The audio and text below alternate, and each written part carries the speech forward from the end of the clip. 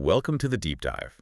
Today, we're looking at something pretty unique. We've got sources that feel less like a recap and more like a detailed playbook for, well, total disaster. Yeah, it's intense. We're mapping out two incredibly packed weeks, September 22nd right through to October 3rd.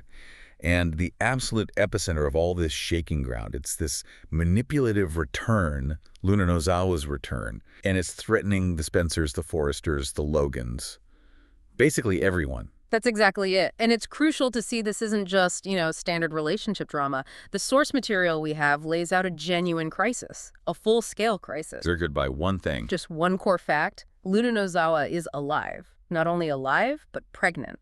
And it's a Spencer child. That single piece of information just detonates everything. Right. It forces these extreme, maybe even lethal reactions from the family heads, especially Bill. And it kicks off this whole chain, reaction betrayals, relationships just imploding. We really need to carefully unpack all of that for you.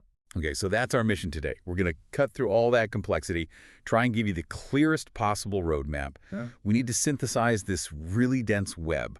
Threats, relationships hitting breaking points, secrets about to blow up all over LA. We're boiling it down. Yeah, distilling those core dynamics, the psychology behind it, the history that's driving everything right now. Because honestly, what's happening now, it connects directly back to the absolute darkest parts of Bill Spencer's past. So get ready.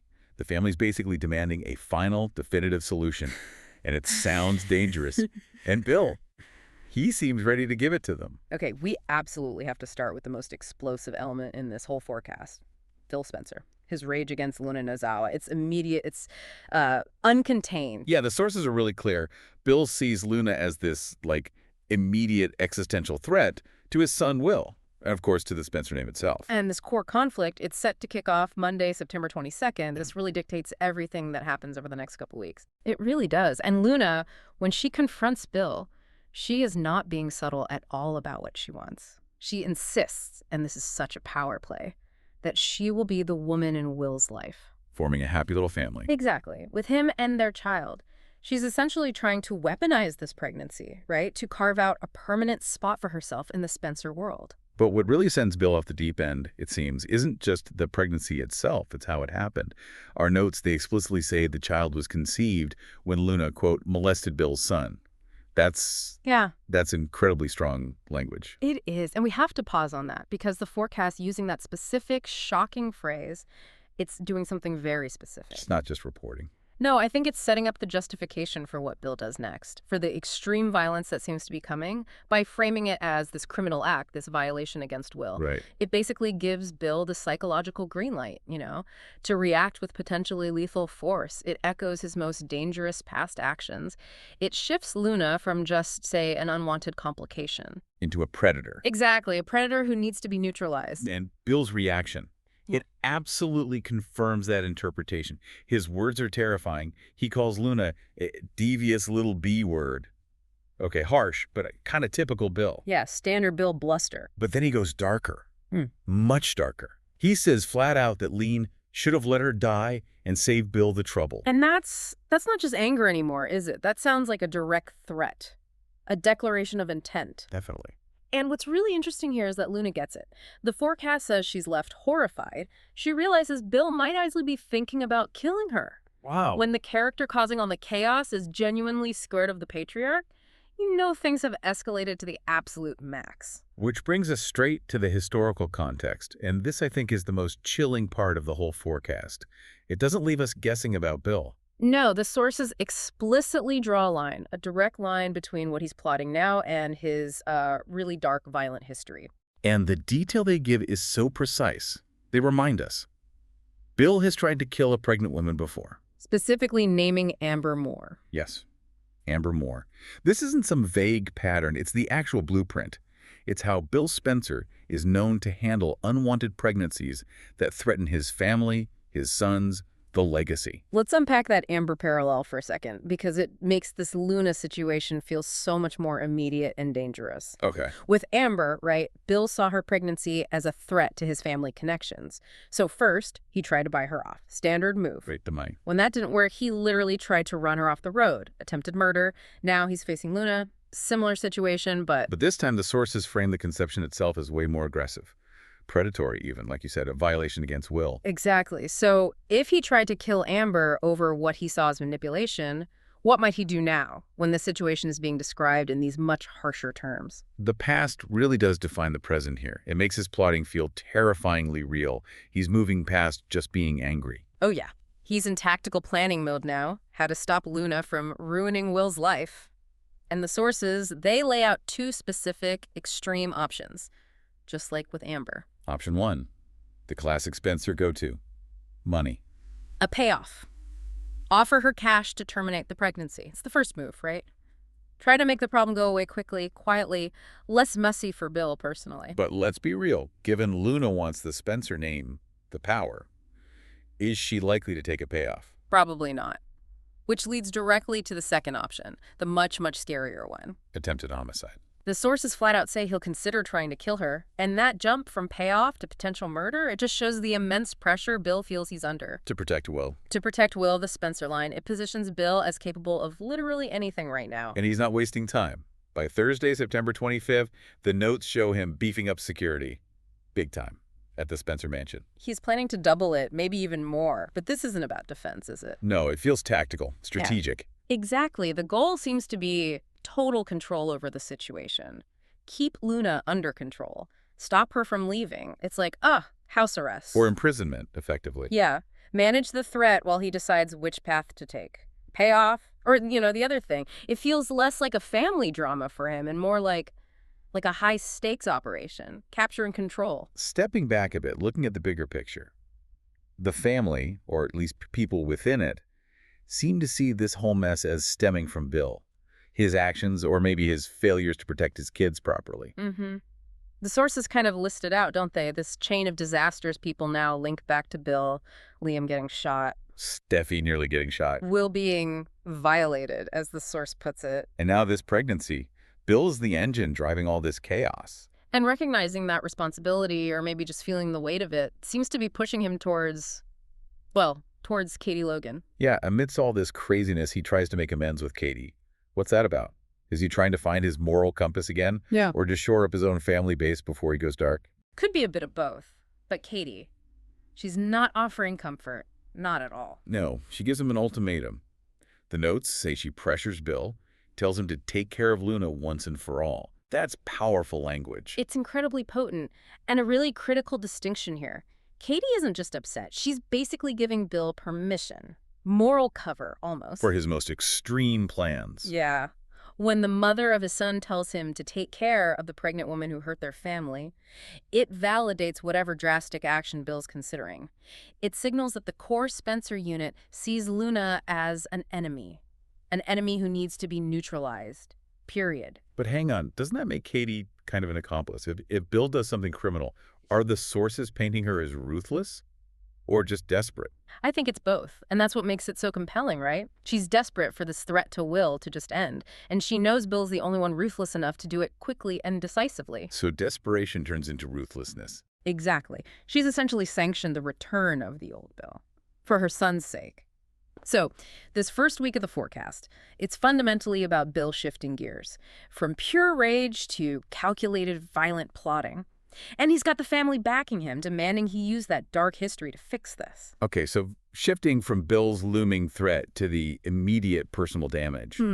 Let's focus on Will Spencer and his relationship with Electra Forrester. Yeah, the sources do not mince words here. They call this life-changing stuff and flat-out relationship-ending stuff. This is where the core emotional fallout really hits. And it all comes to a head on Tuesday, September 23rd. Will finally cracks. He confesses everything to Electra. That moment is absolutely pivotal because it's the specific details of what happened with Luna that make it so hard for Will to defend himself. Right. Those details really undercut his position, don't they? He admits, okay, there was a drunken, maybe accidental encounter first. Which might be forgivable on its own, maybe, Right. but then immediately after, he admits to a consensual one. That second act, that choice. Even if Luna was manipulating the situation, it complicates things massively. it shows this huge lapse in judgment, a breach of trust, and that's often much harder to forgive than just one single awful mistake, Absolutely. The notes say Electra is going to be blind with rage. And you can see why.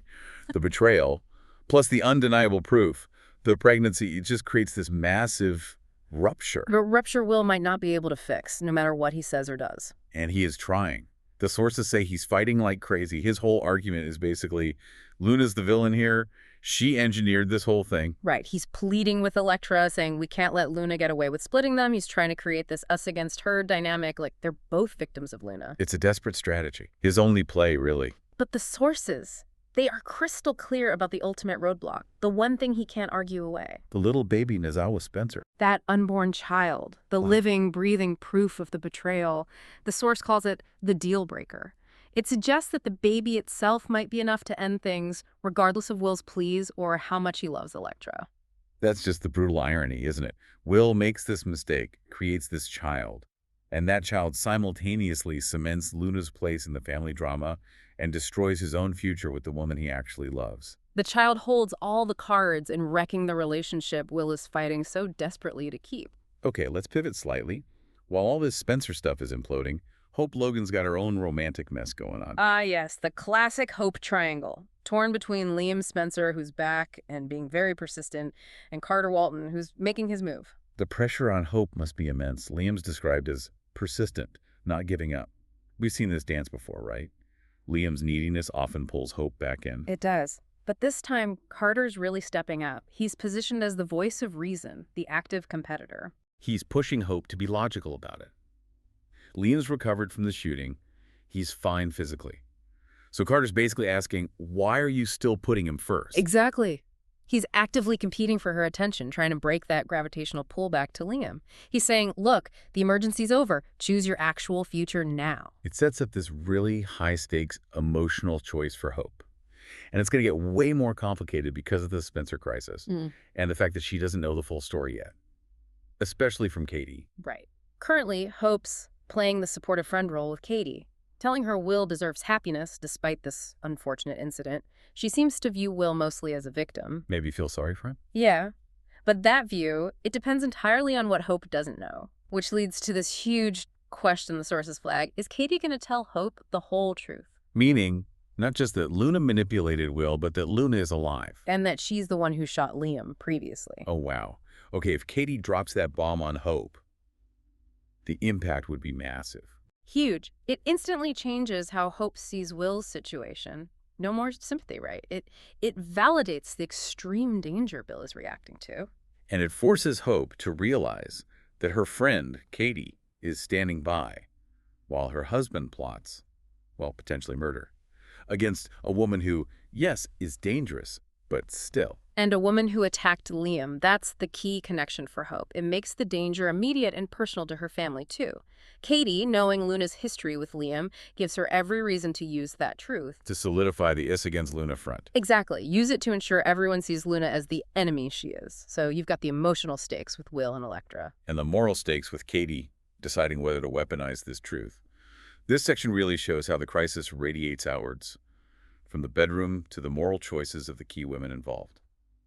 Okay, let's shift gears again. Now we look at the fallout hitting Deacon and Sheila, Luna being alive. It's like a wrecking ball heading straight for that fragile stability they had somehow managed to build. Yeah, the tension flares up immediately between Sheila and Leigh Finnegan. Leah's understandably furious. She accuses Sheila of basically siding with Luna, despite knowing Luna's violent past. Despite the chaos Luna brings, Leigh sees Luna clearly. She's a dangerous problem. And Sheila's defense, it's just peak Sheila, isn't it? Yeah. Pure self-interest wrapped up in family loyalty. Completely. She's laser-focused on her own bloodline, her granddaughter, the upcoming great-grandchild. For Sheila, Luna's pregnancy is a win for the lineage. And she just conveniently overlooks the fact that Luna is, as the source bluntly puts it, a homicidal maniac. Or has violent tendencies. Yeah. Sheila's superpower is rationalizing absolutely anything if it benefits her family connections. She sees Luna snagging a Spencer heir as a victory, and the how or the cost to Deacon irrelevant. Which brings us to Deacon getting completely blindsided. This happens Wednesday, September 24th. Right. He overhears Sheila and Lena arguing, but he misreads it, thinks it's just some medical thing about Luna, maybe showing some concern because it's Sheila's family. He has no idea. No idea the scale of it until the truth comes out. And when it does, Deacon completely snaps. Because it's not just that Luna's alive. It's that Luna is the person who killed two of his best friends. And Sheila knew and didn't tell him. He just unloads on her. Pure fury. for withholding something so massive, so personally devastating to him. Why would Sheila do that? Keep a secret that huge from the guy she's supposedly marrying. Is she trying to protect him somehow? Or is it just self-preservation again? The source material really points towards self-preservation and deception. Her priority, as always, is protecting her family unit, even the toxic parts like Luna. Lying to Deacon about the survival of the person who murdered his friends. The notes literally call it kind of unforgivable. That sounds like the end right there. That specific lie, that failure of trust, seems to be the thing that finally breaks them. It kicks off the marriage endgame forecast, which runs from September 25th through early October. Deacon demands the whole truth. But it sounds like it's Sheila's reaction that really does it. Exactly. The sources mention Sheila having this giddy reaction to Luna being alive. If Deacon sees her acting pleased or even just relieved that this dangerous woman is back and got what she wanted. He'll realize he just can't do it anymore. Yeah. He just can't have Sheila in his life anymore. Her seeming delight in Luna's awful success on top of the lie itself. It's a betrayal that just cuts too deep. It looks like Luna's return, ironically, might be the final straw that pushes Deacon away from Sheila for good. Wow. Something years of her criminal activity couldn't quite do. Seems like it. She tries damage control, of course. Desperate attempts to save the marriage. But the sources suggest the ethical line she crossed is just too significant this time. Okay, and then there's this other subplot weaving through all the betrayal, involving Poppy Nozawa and this character, Deke. Right. Poppy finds out Luna's alive and actually pulled off her scheme to get pregnant with a Spencer spawn. And Poppy is apparently shocked and dismayed. But why? Is she worried about Luna? Doesn't sound like it. The notes suggest Poppy's reaction is pure jealousy, like she's mad because Luna's scheme worked, and Poppy's own similar attempts to snag a Spencer failed. Seriously. So it confirms this idea that Luna comes from a line of women who scheme to get access to Spencer money and power. Seems to paint that picture, yeah. Yeah. A generational pattern of strategic pregnancies, maybe. Gold digging, basically. And then it gets even more complicated with Deke's paternity. The forecast says it gets revealed. And Deacon is the suspected father. If that's true, if Deacon is Deke's father, it creates this incredibly volatile new web of connections. How so? Well, we see this bond forming between Deke and Remy. It's deepening. But if Deke finds out Deacon is his dad, that connection could actually fuel his hatred for Luna. Because Luna is hurting Deacon. Exactly. Luna's the source of all this chaos. She's destroying Deacon's life, the life of Deke's potential father, and now she represents this dark cloud hanging over Deke's own relationship and newfound family connection. So many threads converging here. Poppy's jealousy, Deke's potential link to Deacon making him hate Luna even more. It all just circles back to Luna being this catalyst for disaster in every relationship she touches. Maximum long-term conflict guaranteed. All right, so as we head into the second week of this forecast, that's the week of September 29th through October 3rd, the biggest secret finally breaks loose. Yeah, the news that Luna Nozawa is alive starts to spread. It's not contained anymore. It goes wide. And the reaction. Chaos goes public. People are shaken, according to the sources. Liam, Hope, Finn, the people who personally experience her violence or the threat of it, for them, it's like a nightmare returning. They thought this danger was gone. And for Finn, Luna's father. This must be incredibly painful. Not just that his daughter's alive and, well, acting like a monster. But he's also furious with Lou. Again, for keeping the truth from him. Lee's pattern of secrecy just keeps putting Finn in these impossible situations. And this latest secret leads directly to what sounds like Finn's toughest job yet in this whole mess. Definitely. Steffi still thinks Luna is dead. Finn now has to be the one to tell his wife the whole horrible truth. That Luna's alive. That she's pregnant with a Spencer baby after assaulting Will. And critically, that this is the same woman who shot Liam. Yeah. You just can't overestimate how Steffi's going to react to that news. The horror, the anger, it's going to be off the charts. Which sets the stage perfectly for Steffi's actual return. The sources confirm Jacqueline McInnes Wood was back filming in early September. Meaning we should see Steffi back on screen right around early October, just as this crisis hits its absolute peak. And her return isn't just another character showing up. It's Steffi. She's arguably the only one who can really stand up to Bill when he gets like this. Totally. Her return is hugely anticipated. The sources promise she is going to have her say. And given everything, the threat to Will, the trauma-laced secrecy caused Finn, the danger Luna represents to Liam, her voice is going to carry a lot of weight. She's likely to challenge Bill, maybe even her own family. How do you think Steffi's return impacts Bill's plotting? She's not exactly someone who rubber stamps murder, even if the target is a villain like Luna. That's the million-dollar question, isn't it? Could she actually become an obstacle to Bill's dark plans? Or will she be so furious about what Luna did to Will that she, maybe tacitly, supports whatever Bill does to neutralize the threat? Her intervention is the real wild card here. Looking at her patterns, Steffi usually fights for justice, but her #1 priority is always protecting her immediate family. She'll be torn. Support Will's desperate situation or condone Bill going full criminal again. It's a tough spot. Meanwhile, there's this other interesting subplot bubbling up with Taylor and Brooke. Right. Friday, September 26th. Taylor Hayes is thinking about quitting as Deacon's therapist. Right. Sources suggest it might be because her own relationship is falling apart, like she's just too emotionally drained herself. Burnout. That's telling, isn't it? Taylor, the professional helper, is so broken by everything going on in LA that she can't even do her job. It shows how this chaos is just eroding everyone. And who steps into that vulnerable moment? Brooke Logan. Of course. Visiting Taylor, supposedly offering support. But the sources immediately say Brooke has ulterior motives, or at least underlying worries, even though Ridge apparently has no regrets about marrying Brooke. Brooke's worried Taylor will use her broken heart syndrome, as the source calls it. To lure Ridge back. It's classic Brooke insecurity, isn't it? The second Taylor seems fragile, Brooke assumes it's a ploy to steal Ridge. It just hammers home that even with this massive life and death Spencer crisis exploding, that core Taylor-Brooke Ridge tension, it never really sleeps. Never. And one last little point the sources mention, it's about Thomas Forrester. Oh yeah? What about him? It's the absence of anything about him. No further spoilers mentioned for Thomas during this entire 2-week forecast. Huh.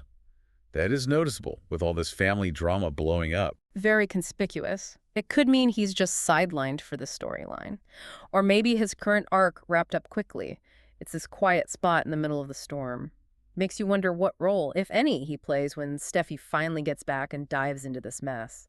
He's one of the few not directly caught up in it yet. So, wrapping up the forecast, by early October, the secret's out. Steffi's back, ready to weigh in. Bill's probably still holed up in the mansion, plotting. Deacon's likely walking away from Sheila. And Will's future depends entirely on whether Electra can forgive him. The families are just shattered. Okay, so if we boil down everything we've learned from these really intense 2 weeks of forecasts, there are probably 2 key destructive forces. 2 main takeaways for you to keep in mind as this all plays out. What are they? First, it's the sheer power, the dangerous power of Bill Spencer's history. His proven willingness to use extreme calculated violence to protect his sons. That defines this whole crisis. She's not just making empty threats. No! He's using his past actions, like with Amber, as his literal playbook. It makes the danger to Luna feel incredibly real, horrifyingly real. Okay, that's number 1. What's the second? The second is just the raw, unchangeable power of that unborn child, the little baby Nozawa Spencer. A deal breaker. Exactly. It's positioned as the ultimate deal breaker. It could single-handedly destroy Will's relationship with Electra, no matter how much he loves her, no matter how much he pleads. That baby is the physical proof of the disaster. Right. So hopefully you now have that crucial roadmap we talked about. You can see why Bill's going to such extremes. You understand the weight of Katie's, well, complicity. And you see how Sheila's decision to keep Luna's survival secret, that calculated lie, looks like the final nail in the coffin for her relationship with Deacon. It's the unforgivable act. Which leaves us with a final thought. A provocative question, maybe, for you to chew on as you watch all this unfold over the next couple of weeks. We know Bill's history. We know he's tried to harm a pregnant woman before when he felt the Spencer name was on the line. Now, the stakes are arguably even higher protecting Will, the family legacy. So, is there any scenario where Bill doesn't go to some extreme, some potentially lethal measure to stop Luna, especially now that Katie has essentially given him the green light? What do you think he'll actually do? And maybe in the more personal side, what's the real breaking point for Will and Electra? Is it just the existence of the baby itself? Or is that specific detail, the fact that Will had consensual sex with Luna right after the first incident? The answer to that really determines if this is a tragedy born from violation or one born from just catastrophic bad judgment.